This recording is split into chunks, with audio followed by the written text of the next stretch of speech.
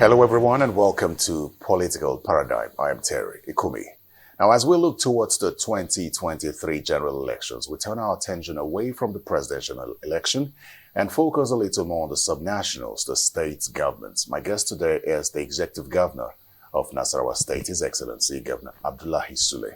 Your Excellency, welcome to Political Paradigm. Thank you very much. It's my pleasure. It's nice to speak with you again. You know, the last time we had our conversation, you were about going from the private sector to mainstream politics. Now you're enmeshed in politics. Let's talk about your transition now from being an entrepreneur to politics. How have you found it? How's it been for you?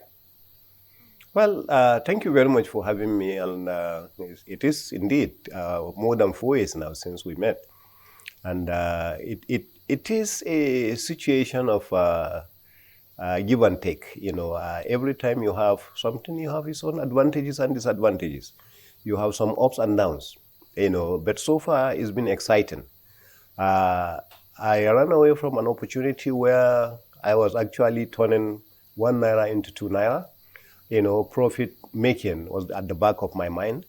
Development of the company, sustaining the business, competing with other competitors in the business was the order of the day. Now to a situation where you are just serving the people, just providing services to the people. You know, whatever resources you have is to provide service, whether in form of roads, education, healthcare, agriculture, whatever it is. It's just to provide services to the people. So that's why I told you it's a very exciting thing for me, because I'm very lucky that I have achieved the peak of my career in the private sector. You know, I didn't just leave the private sector halfway. I left at a time where I had already become chief engineer, managing director, group managing director, and the rest of that. You know, board member of a couple of companies, both quoted and unquoted.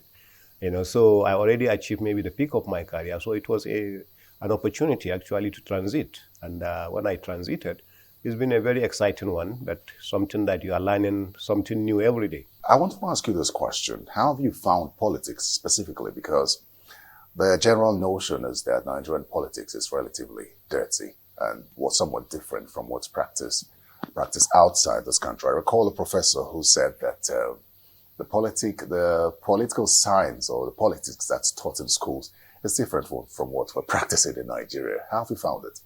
I think it's people who make the politics of whatever nation, whatever environment where you find yourself. If people are not very truthful, if people are very deceitful and the rest of that, well, their politics also will be the same. You know, and I think that's exactly what it is. And also in my own situation, you have to look at it that I live most of my working life in the United States of America. I did participate, you know, in the politics of just trying to promote other politicians in the U.S. You know, I remember, you know, when we were going to have a mayor in Houston, Texas, and the mayor was always coming to us, you know, the Nigerian community. And I was one of the Nigerian community leaders because I was the national president of the Northern Nigerians living in the U.S. So I remember Mr. Driscoll at the time, you know, that was constantly coming to talk to us. You know, and then I remember when we had our first black mayor in Houston, I was there, you know, trying to Sylvester Turner, and then trying as much as possible to participate and make sure he was part of it. So, you know, it's something that is completely different based on the environment, but more importantly, based on the people. You know, so when somebody describes the Nigerian politics, you know, as being deceitful, as being something that is untruthful, and the rest of that, to a certain extent, based on the people who are around, they will make it so. Now, one of the things that convinced me, you know, was actually a few things that El-Rufai said. You know, I remember I watched that video of El-Rufai over and over and over. And he said, if we continue to say that politics, good people should not go into politics because it's meant for the bad people, it means our leaders will continue to be bad people and they will be our leaders. So if good people don't get into it, then bad people will continue to be our leaders and continue to lead us, and then we'll continue to have bad leadership. So he says, so for that reason, good people should not stay away from it. Let them come and practice the goodness of who they are. Maybe the system will be changed. And anytime I'm telling you, I watched that video over and over and over, you know, and I agree with him 100%. You know, so it's one of the convincing factors for me. I say, well, if indeed I think, you know, I'm an honest person to a certain level, then let me come and practice that honesty. Maybe other people will learn from it. And I'm really hoping that I'm able to impact some of the things that I believe that I have, in our society. But coming from the US and understanding the kind of elections that they have there, and then comparing that to what we have here, would you say that there's been some improvement in how we conduct our elections? No, definitely. The first time that I have been deeply involved in elections in Nigeria was in 2007. What happened in 2007, completely different from what happened in 2019. In 2019, because of and now what happened in 2022 in Ocean is completely different from what has happened, in the past. In Nigeria, an incumbent will never lose election, ever in Nigeria, until 2015. When they started introducing some level of transparency into our elections. And so incumbents started losing elections, in Nigeria. And then, it started with us, really. In 2011, an incumbent in Nasarawa State lost election, even though that had nothing to do with the officials conducting the elections. It had to do with the people. The people said, we're tired of this particular leadership, and they wanted a change. And so the same people from a political party actually went out in mass and voted for another person, in a different political party. But right now, the system itself is changing, and there is great improvement, and especially now with the VBAs that we are having, so they will do accreditation, they will do election, they will do transmission, so it's a great improvement. We are not there yet, but it's a great improvement compared with... There's always room for improvement. Yeah. Now, I recall speaking with you in 2018. You were very optimistic about your election, and you really had plans for the people of Nasarawa State. So 3 years in, how would you say that you fared with regard to the plans you had for the people of Nasarawa State? I think one of the greatest things that I have had, I came in with a document, and this document was well researched. So I was able to engage some consultants that had very good knowledge in carrying out research about systems, about what can we do, what is there, what are the prospects, how can the prospects be transmitted into assets. Those are the kinds of things that we did. And then I will say in a nutshell that we have been fair, that we have done well in that area. I'm not one of those that will usually pass myself and say I have done well. But to be honest with you, looking at the document that we have, the vision that we have, and where we're taking the state, I will say we have done well in the area one of education. We came in and found our education in a very, very terrible shape. And the reason why I'm telling you that is because the first meeting we had of governors, when they were showing the index of the various states, and I saw education-wise, enrollment and the rest of that in Nasarawa State, was actually so terrible that we were around number 31, 32, in the country. So today, after they carry out, so according to our 2021 records, we don't have 2022 yet. According to the 2021 records, we are now somewhere around number 22. It's not the best for us, but at least we are going in the right direction. And what did we do? We said education should be more than just having beautiful classes, without having the right curriculum, the teachers that we have that are going to be there, and all the equipment and the tools that we require to teach. And some of those teachers that we had were actually temporary teachers without any commitment. They were part-time teachers. So one of the first things we did was to engage 2,500 teachers, into the employment. So, and we look at the various schools. How do we encourage training? A lot of the teachers were not even qualified to be teachers. So we went into training and retraining of teachers in order to be able to do that. So we have seen some level of improvement. Again, as I said, we are not there. We look at our IGR. We say because of our proximity. Just a second. Before you, it's good that we're talking about these things, but we have to take them one after the other. You talked about education and the level of improvement you had made. But what improvement did you make? Was it in the enrollment or the learning process itself? Because if you look at the index that you mentioned, you find that the northern states have more states at that lower level in terms of education literacy rate. And to a great extent, it's attributed to enrollment, where many people and many of the children in the northern states do not go to school. Were you able to improve enrollment in schools, and how did you do that? Coincidentally, today, if you take the Nation newspapers and you look at, I think, one of the pages, number 20-something page, you will notice that in Nasarawa State, UNICEF has gone into partnership with Nasarawa State, and as a result, we have improved enrollment of over 10,000 people who were not in school that have been enrolled in school now. I just saw it in the papers today. I didn't know we had up to that number. And this is only in 2 local government areas of Lafia and Nasarawa local government areas only.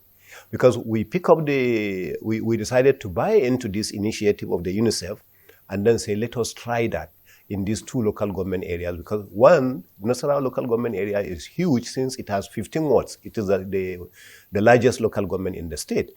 Lafia is one of the most populated local government, being the state capital. So we picked these 2 and started. And then I saw the report yesterday, which they just appeared in the papers today, that we have had over 10,000 people that have enrollment. So enrollment, we have had improvement in the enrollment of our pupils into the school. But I think it's more than enrollment. What we first did was to do the survey, what do we call baseline survey, to look at every school, and we came out with 1,402 primary schools in the state, and then about 400 secondary schools in the state. And not up to 20% of them will be really called schools. So that's the reason why when you see the level of education so poor, that's one of the reasons. We discovered majority of the teachers were really not fit to be teachers in those classes. That's why we decided to go intensively into the training of teachers. We discovered that some of them actually did not understand what curriculum they should follow. We now decided to reintroduce that. I have an excellent commissioner of police, or commissioner of education, who comes, from the education sector. She was actually working, in the polytechnic. So she accepted to come and be our commissioner for education. So she came in also with this knowledge. And then we engaged the Federal University, Lafia, some of the faculty members to come in and carry out this survey. I didn't want the state university to do so. We wouldn't have any problem. I wanted completely independent system. So those were the kinds of things. So we also identified what we were learning. Majority of our children in schools, especially tertiary institutions, were reading very difficult to get kind of professions. So we said we will encourage. What kind of profession? Technical, well, if somebody decides to go in Nasarawa State and read, for instance, fishery, we are not a state that is into that. With due respect, economics and the rest of that, a little more difficult to get. So we say we are going to concentrate on science and vocational and technical education. Let somebody go and learn carpentry, welding, machining, things that even if they are not able to get jobs, then they will be able to set up some shops for them and become employers themselves. So we concentrated more on science and technical education. In Nasarawa State, we are lacking doctors. Majority of our doctors at our tertiary hospitals that we had, are not from Nasarawa State. So we say promote, medical schools. So we encourage, for the Federal University Lafia to go ahead and have the faculty, for medicine. The same thing with the university in Kefi. And then with the university in Kefi, we also introduced, faculty of engineering. Then we promoted agriculture also to be another faculty for them in Lafia. So those were the kinds of things. We have done so much in education, but there is so much more to do. But if we look at your model, which has worked, I don't know if you would recommend that for the rest of the northern states. Or what exactly would you point out to be the problem with education in the northern states? I think one of the biggest problems we have had in the northern state is taking responsibility. I was one of those that wasn't afraid to go and talk about our Al-Majiri system that we have abused. Al-Majiri is an excellent phenomenon, but it's been abused. The whole idea of Al-Majiri is sending, like I'm an Al-Majiri. Al-Majiri is actually mean a student of the Islamic studies. So when we were growing up, we were Al-Majiris. We'll go to school in the morning, Western education, and then in the evening, then we'll go to our Islamic school, to the Al-Majiri school, to learn education. And then after that, we'll go back to our parents to go and spend the night at home. and then have the care and protection and the love of our own parents. But you see, we abuse that by somebody just having a child of 6 years, 4 years, 5 years, and then they will take them from one city into another city to drop them with the Islamic learned person and say, I have brought him to learn Al-Majiri school, without providing for his feeding, his clothing, his housing, his care, no parental love, and the rest of that. So that's what I mean by the abuse. So we abandoned those children, and so those children now became a menace to the society, and they become very big problem for insecurity in the country, because they become easy targets, for some of these people who don't believe in the security of the country. So that's one of the problems we have had in the north, to be honest with you. Because I was with the governor of Kano, for instance, the other day when he was telling me the number of Al-Majiris he had in Kano alone.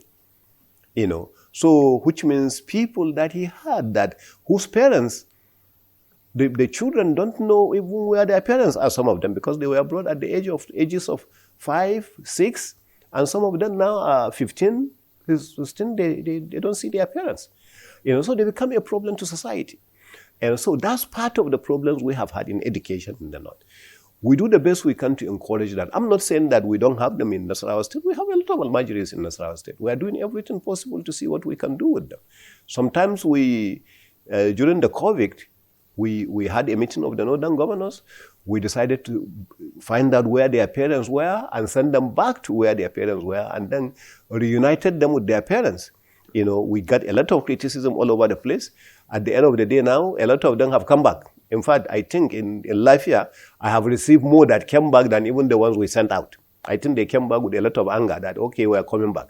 So those are the kinds of problems that we have had. Okay, let's talk about the economy of Nasarawa State now. You have improved the IGR of that state.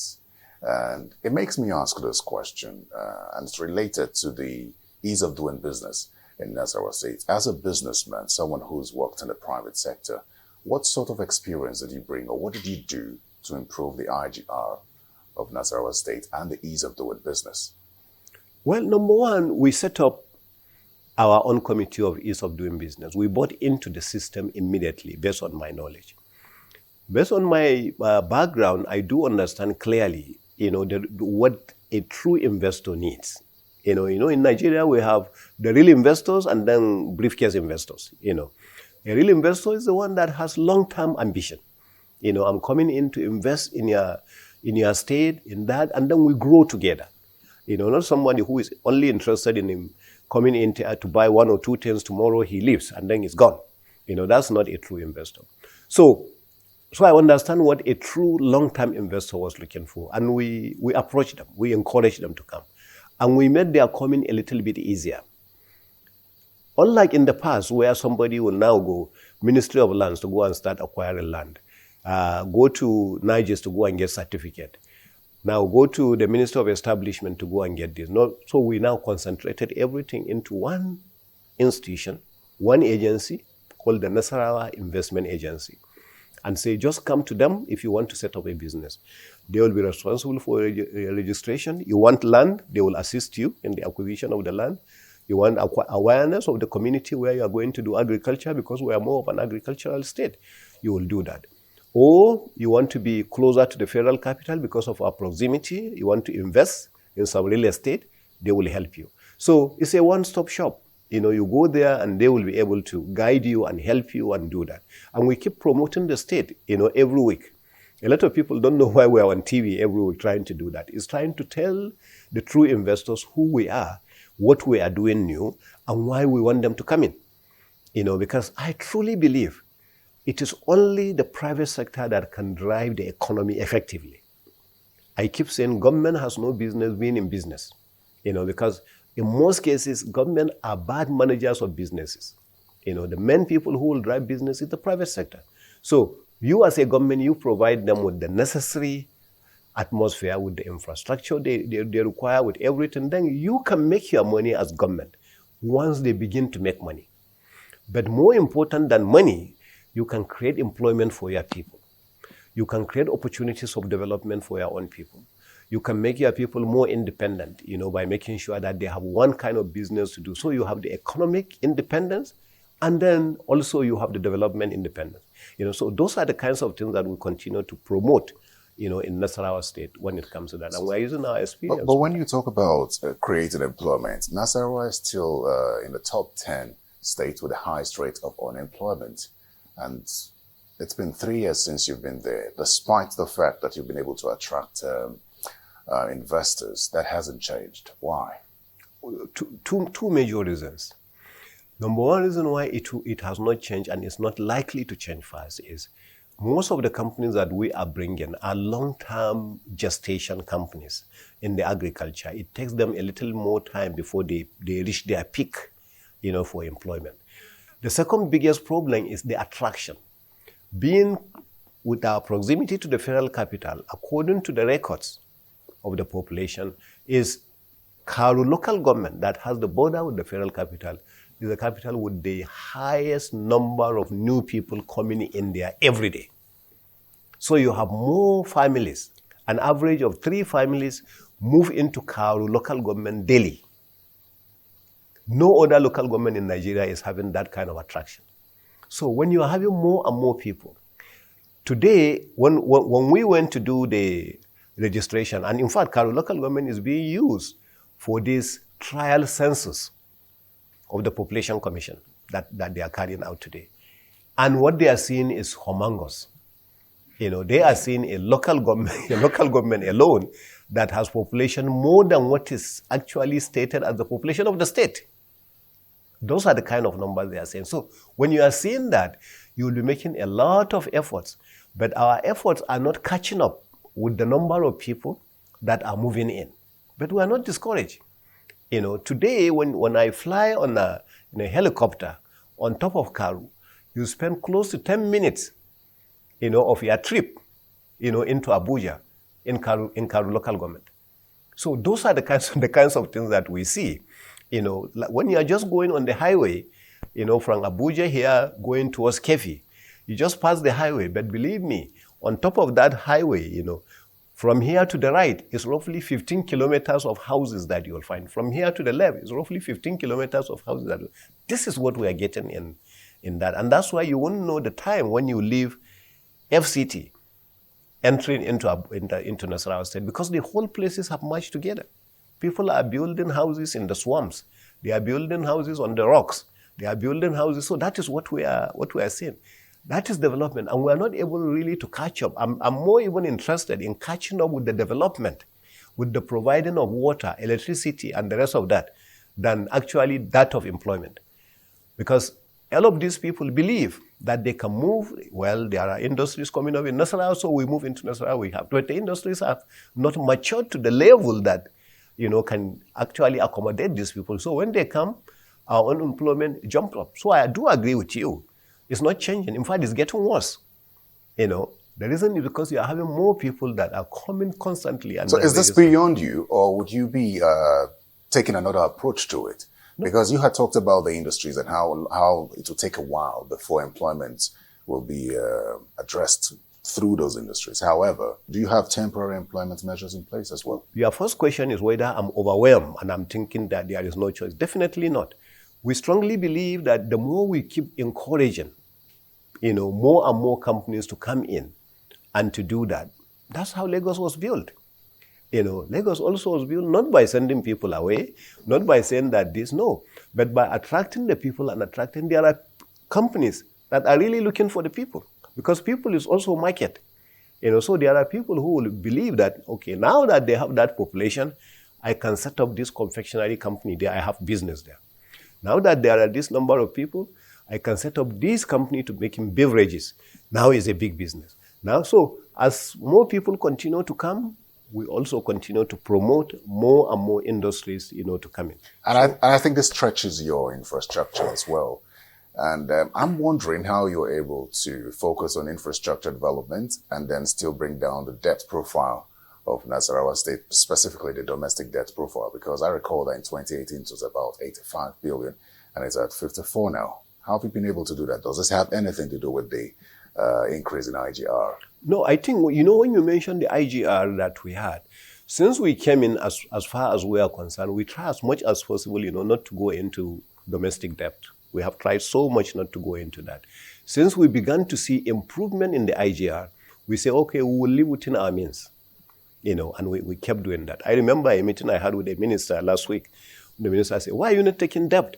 I say, it's because we have been able to manage with what we have. We want to get up to a certain level of this management. We have been doing more than that. We have been able, since we came in, we've been able to pay 100% salary, 100% pension, both at the state and local government, and we're up to date. We are one of the states that are up to date, with salary, pension, gratuity, up till this moment. I mean minimum wage? Minimum wage we implemented a long time ago.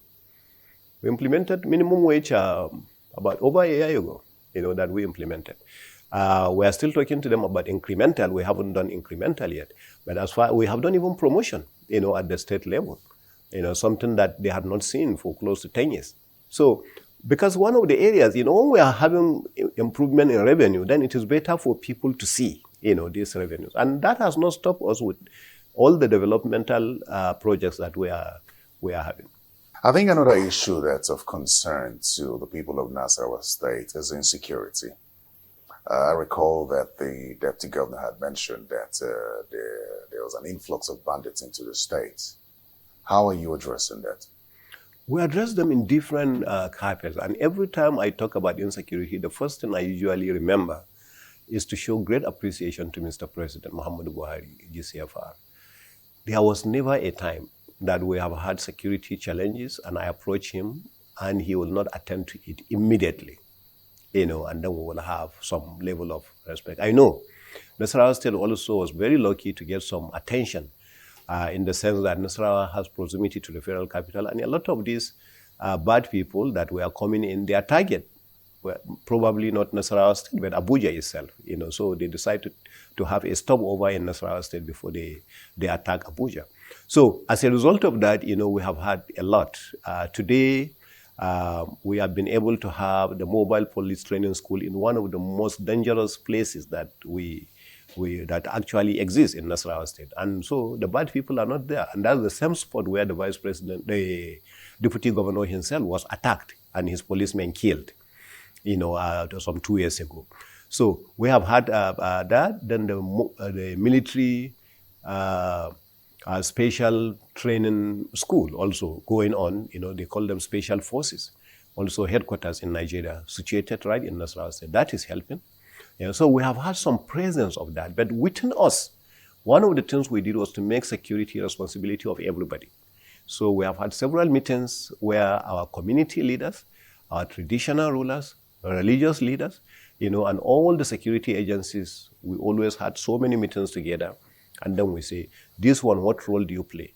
This one, what role do you play? This one, and then we engage vigilante that we have. We even have what they call Fulani vigilante in Nasarawa State, who from time to time we are called by some northern states to even go and assist them, when they were having some kind of problems. So joint effort, I will say, has been one of the things that work very, very positively for us in Nasarawa State. And that's why we are surrounded by states that are having one conflict or the other constantly. But God so kind, ours has not been as bad. That's the situation. I'm curious, coming into politics from the private sector, going straight to becoming a governor, and then realizing that as governor, you do not control the security agencies. How has that sat with you? And it leads to the question of what can we do to address this once and for all? Of course, the issue of state police has always been rife. And of course, you've had certain regions, virtually every region now, floating their own security outfit. And then there's a contention as to the legality or otherwise. What's your take on all these? I think security, as I keep saying, is not even responsibility of security agencies. It's a responsibility of everyone. The moment you narrow it to the fact that security is the responsibility of security agencies, then you begin to think in that direction. Today, we have had situations in Nasarawa State where it's the vigilante that we have that will actually be in front to go after some of these bad guys. And then our security forces will just give them cover. But the real fight forward was being carried out by some of these people. So one of the biggest problems we have is concerning arms. Some of these big guys have AK-47, AK-49, but we are not allowed, to give some of our own in-house security people some of these big guns, So instead, we can only give them pump action and things like that. That's why they give them the cover. Since they can carry the big arms and they can give them the cover to go in there and be able to fight. Because combined operation, we have had twice in Nasarawa State, and it has worked. When we had the Dar es Salaam somewhere in Toto, that actually had over 900 of their major people that had to run away and abandon over 700 of their families that we took over, to start sending them to different places that we had. It's all as a result of, joint operation that we have had of all the security forces and our own local security of the vigilante and the rest of that. So I don't belong to the category of people that are thinking the day you have your own local police, your security problem is over. Because maybe not. So I think there are more things to be done than just having, your own state police or maybe local government police and the rest of that. And I think some of the things are the things that we are doing that we believe we can do, to continue to engage each other. Once you see something, say something. Once you are able to identify some other problems, say that, hold certain people responsible, some of our community leaders. We have had some new people move into your own area. Do you know who they are? Have you spoken with them? Do we talk to them? Do we get rid of them? Many times we have had some people, that came into a neighborhood, and we asked them, why did they come? Where are they coming from? This and that. And we discovered that. So we send them back. We have had situations like that because some people will say, we came in, we are Fulanis, and then where are your cows? So we don't have any cows. So what brought you here? We came to for rearing of our cows. Where are the cows? You say they are not here yet. Go back. When you are bringing the cows, then you can come back. And then we take them back. So we have had this. But then there are state governors who are concerned that the title of Chief Security Officer of the state is just a title, because they practically have nothing to do. You also pointed out that the power of prosecution or setting arrests or probably engaging these people because of the kind of weapons they carry will be largely on the security agencies that are licensed or are permitted by law to do so. So when state governors complain about their inability to control these security agencies and the advocacy that this country is growing, we're expanding, and we cannot continue to depend on the federal for protection, is the argument for state governors to have direct control over certain security agencies by law out of place? Because I have not had the experience, probably I'm talking out of naivety. Personally, I have not had any problem with my commissioners of police. I'm working with two of them now. Bola Lonje that I work with, to the point where I enjoyed so much work with him, and when he was leaving, when he was promoted to AIG, I had to ask him, who do you recommend for me, please? Because we had a relationship where Mr. Bola Lonje, as the commissioner, I had never asked him do this, and he said, I will not do it. So that's why I say in my own situation, I may be talking because I have not had the experience. I know there are some governors that have had problems with their commissioners because of probably some problem they had at the federal level or with the IG and the rest of that, which locally for me, I have not had.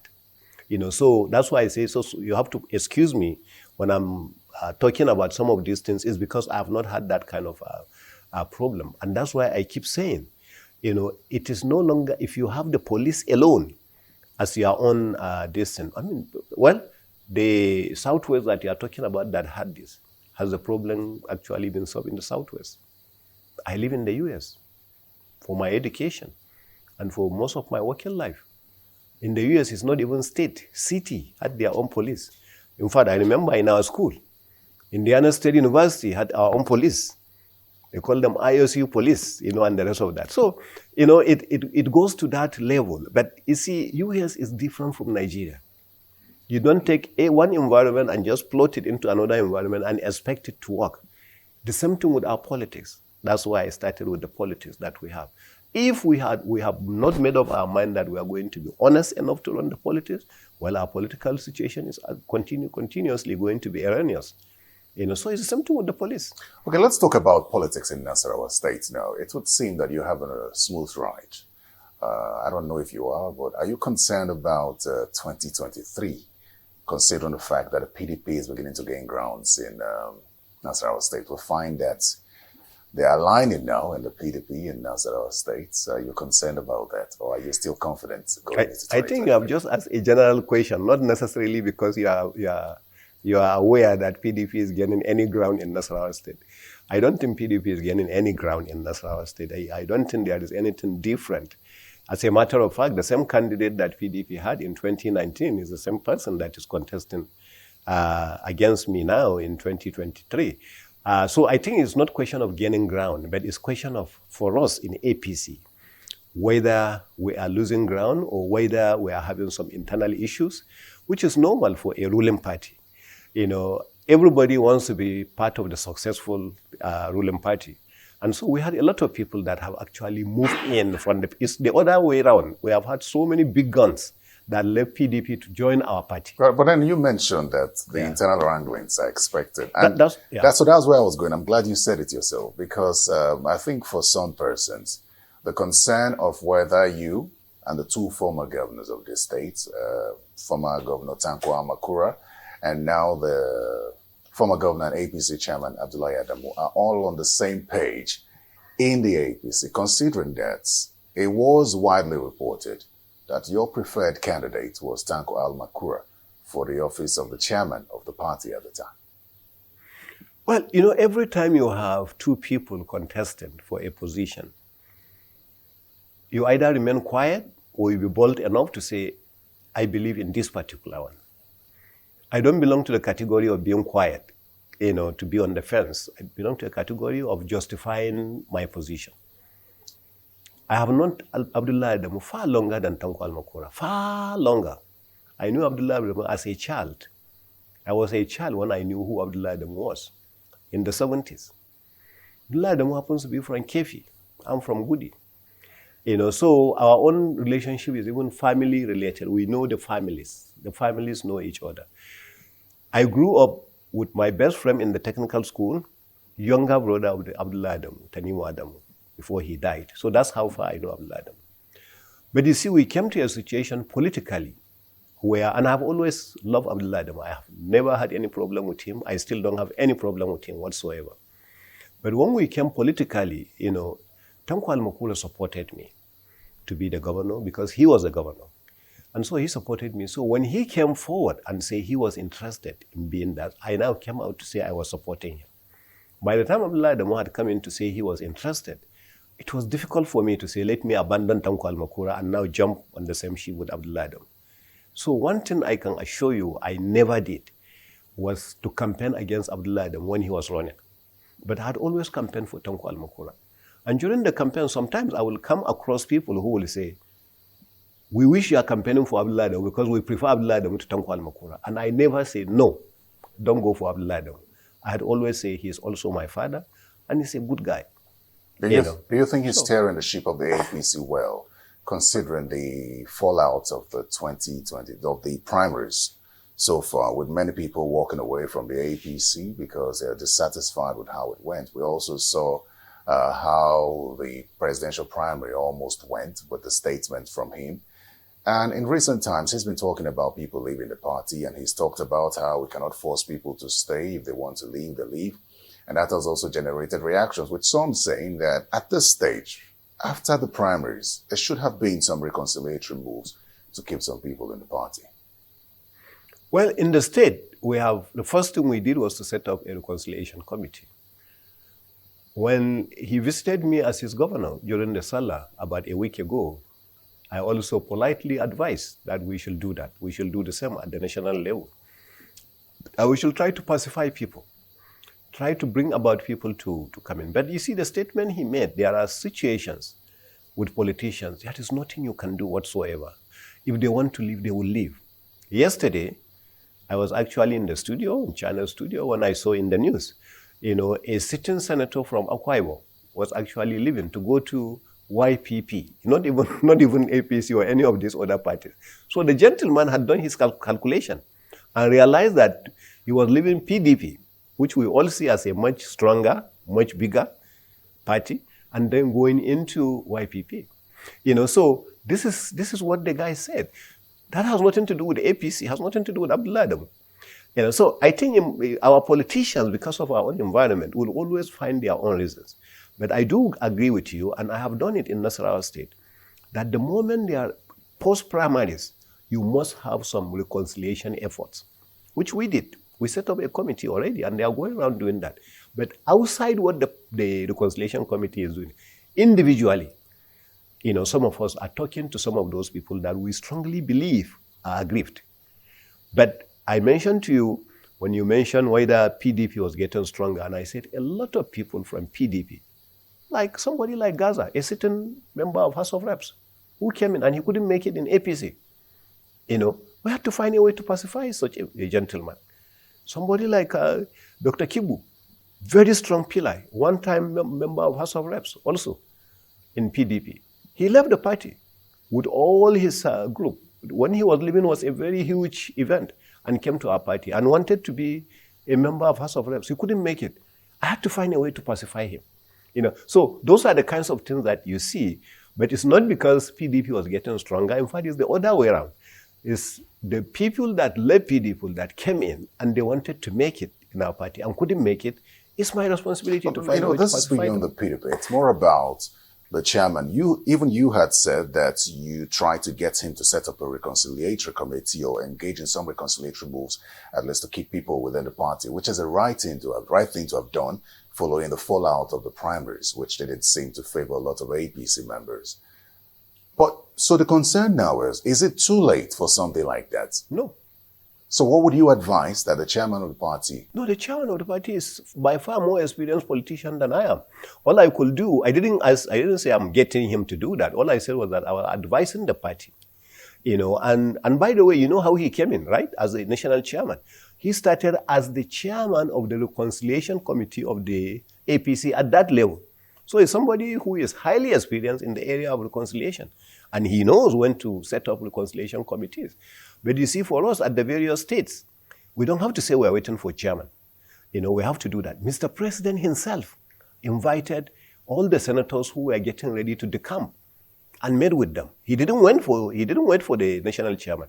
So you see, we have to do certain things on our own. We don't just say, no, this is the role of the nation. No, it's a role of every party man to ensure that APC lives in peace. So ahead of the 2023 general elections, I know you just said something about Senator Bassi moving to the YPP from the PDP, not even the APC, which would have been the next big option to go to. It raises the question of the level of awareness in the polity. We're used to the PDP or the APC, at least in recent times. But then with the growing popularity of the Labour Party, do you see this expanding beyond the APC and the PDP, or do you think that the Labour Party is just a party that will only gain that popularity for the time being? It's not even popular in Nasarawa State, so I don't know about the nation. Because in Nasarawa State, in fact, the popularity has nothing to do with Labour Party. Labour Party doesn't even belong anywhere. So, and I'm telling you, frankly speaking, so the parties that are even coming up to show some level of some popularity that you are talking about, that some individuals are promoting, are probably like, the SDP, probably like, because it depends from one state to another, probably like the NNPP, the Kwankwaso's party, things like that. These were the kinds of people the kinds of parties that maybe will have one or two people here that will say that, okay, we believe in this member can do well here, we believe in this because of the kind of people that But that's your state. I'm talking of at the national level. You do not see, you say that at the national level that the NNPP or the SDP gaining more popularity than the Labour Party? No. I'm saying in our state. We were talking, I told you. No, I'm asking generally at the national level. No, at the national level, based on what we read in the newspapers, there are four political parties that are strong. Definitely APC, because we are the ruling party, the PDP, because they have an excellent candidate also in the PDP. Peter Obi, a one-time governor, is also a good person. So Labour Party is there, and of course Kwankwaso's party. So these are the ones that we see or we read in the newspapers.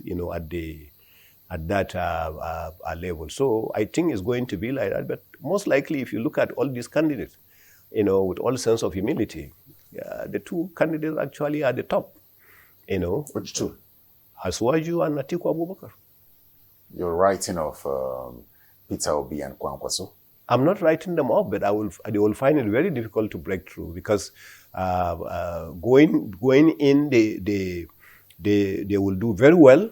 I have no doubt in certain regions, but to have the national spread, is going to be very difficult because it's people who move political parties. It's not just the name or the individual at the top. With due respect, look at what the two other parties have. If they had come in together, similar to what ACN and APP and the rest of that did to form APC, if they have done that, they probably will have more national spread. I'm talking to you. Is it too late now for them to come together? I don't know, and I pray they don't even come together. I don't know, but I pray they don't come together. So let them stay where they are, so they will be regional parties, and then we will have our national Well, then there are concerns that that there is a necessary spread prescribed by the Constitution for the president to gain before he can be sworn in. And there are concerns that the popularity of these parties that you don't think may be a threat may affect that spread in 2023? Well, the spread is not 100%. The spread has a percentage. 25? Good. You have to find 25% of these also not in all the 36 states of the Federation. You have to understand that. It is not saying it's a requirement to have at least 25 in 36 states. It is not. So there are some states in the Southeast, you have 5 states. Okay, so if you have the spread that you are talking about, you have one state in the Southeast that you have your 25%, you may be okay. What states do you think the APC could get 25%? Right now? In the Southeast? In the Southeast? Well, right now we have Ebonyi. We have Imo. Right now, the two governors are APC governors. Are you saying as APC governors, they cannot get us even 25%? Is that a guarantee? But you are saying that people could vote along the lines of no. Vote for individuals, not the parties. I'm not saying I'm not asking them to win the election. I'm saying, are you saying they can't get 25%? Then it's a problem. I have no doubt in my mind that these people are working towards even winning the election.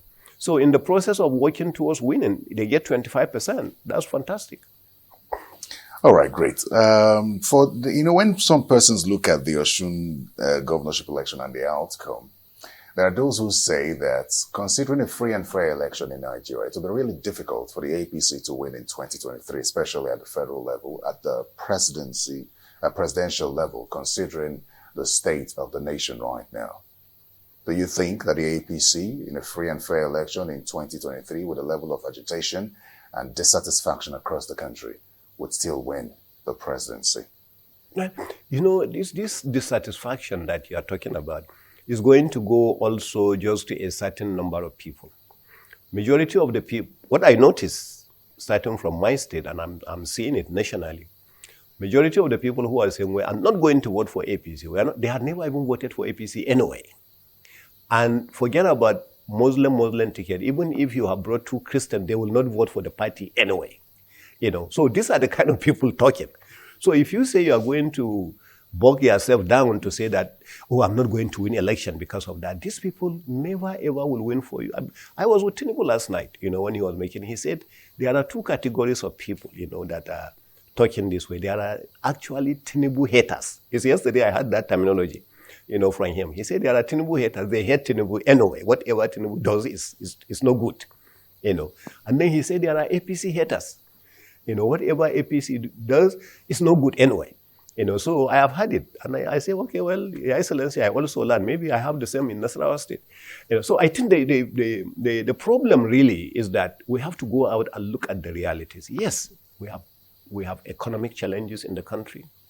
Yes, we have security challenges in the country. But then so these are the bad things that are against us. So what are the good things for us? So we have to take all the good things that we have done so well. to promote them. Some people say we have not done so well for the poor. I say we have done more for the poor than anybody else. All this humanitarian thing that we have had in the state, in the country, if you look at them, we have done well. So well. We have done so much when it comes to the area, of all these loans, agriculture, infrastructure, all the roads we have had, everything that the government has had. Yes, if you talk to somebody in the southeast, security problem, he say, oh, we are in heaven now. Sorry, in the northeast, he will say, oh, we are in heaven now. And that's the way the governor talks. But if you talk to somebody in the northwest who didn't have a problem before 2015, you will say, I don't know what is happening. This is bad situation we have. It's worse than what we had. So those are the kinds of things. So that's why I say there are bad things and there are good things.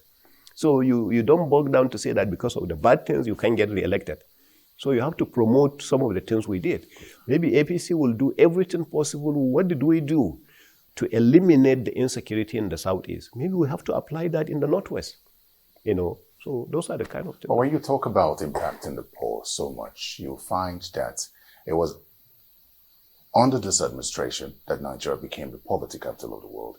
You also find that as it stands now, there's a projection of at least 95 million persons to be poor in this year, 2022. So how do you marry that with the level of impact that you say the APC has had on the poor? It's similar to the question you asked me earlier. And you say we are doing so much on employment, yet, our level of unemployment has not gone down. And I think it's similar. What is the population of Nigeria today, of the poor? How has COVID-19 affected us? How has price of oil affected us all this period? So we have to look at all these factors also. How did they affect this government? And what is the government doing? What effort is the government doing to get out of that? If all the money we make from oil in this country, remember, this country used to produce 2.5 million barrels a day and used to sell over at $150, $160 per barrel. We went to a situation where oil price came down to less than $30 per barrel.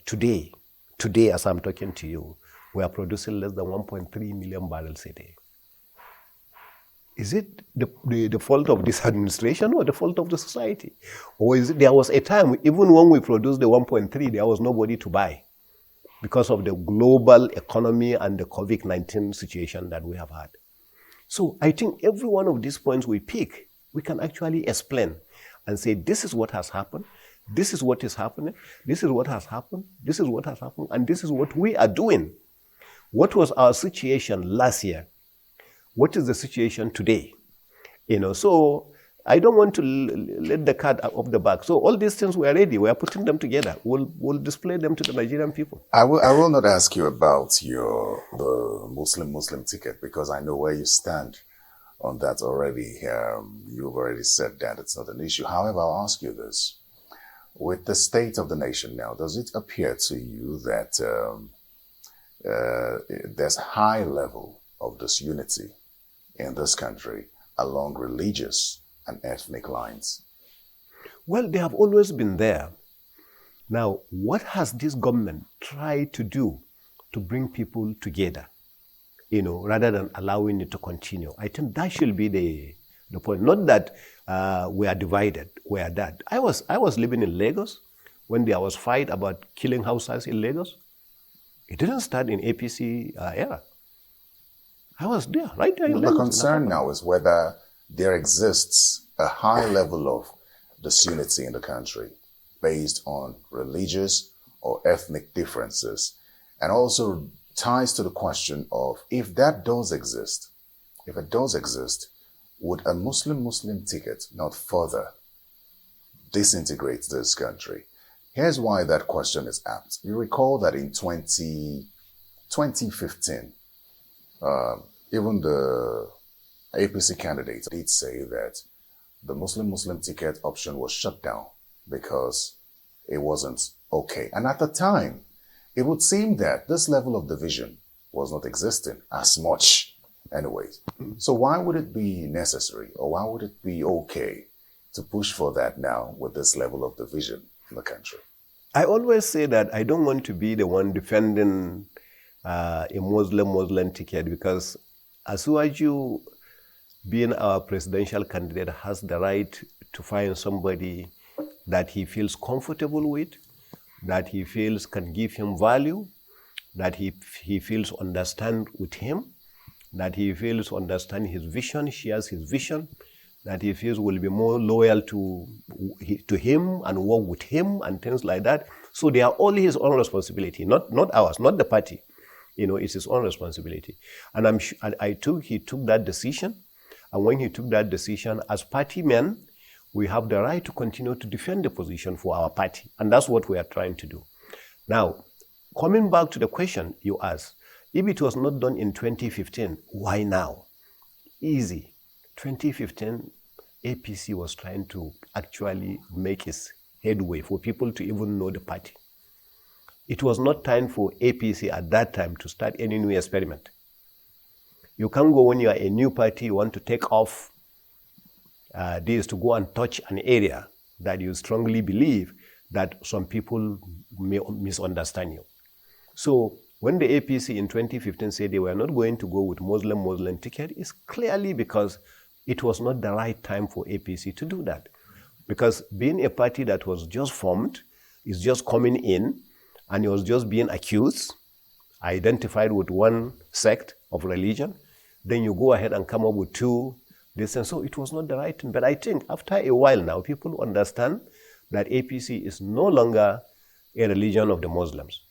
A Hausa, a Fulani a party, a this and that. So as a result of that, if now APC wants to do that, and remember, it is not a northern that is speaking a southern Muslim.